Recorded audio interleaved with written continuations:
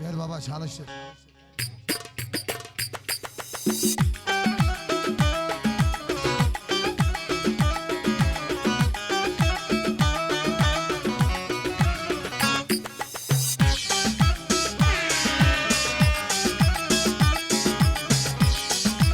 Enerji.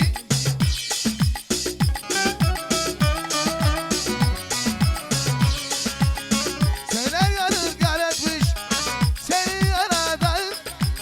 Kaşlar gözler hilal, gözler aradan. Aylar yıllar geçse, geçse aradan. Söylesene yar senden vazgeçer miyim? Pırlantadan tekrar küçük yaptırmaz mıyım? Sana Bursaklarda 3 gün davul zurna saz çaldırmaz mıyım? Aleme deli yaptırmaz mıyım?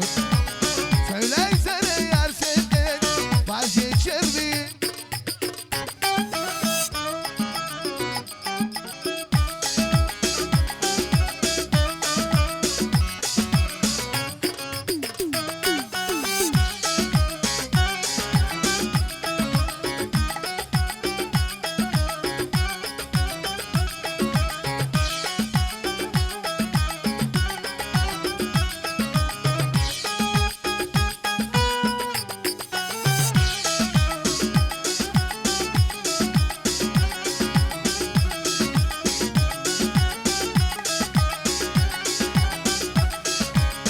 Bayır tarlanın ucu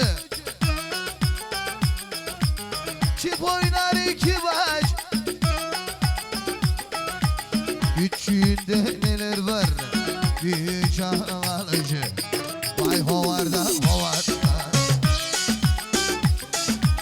aynası kaldı duvarda. Gazi Koç Bey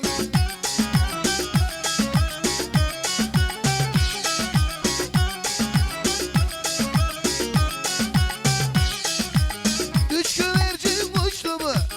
Parçaya gün düştü mü?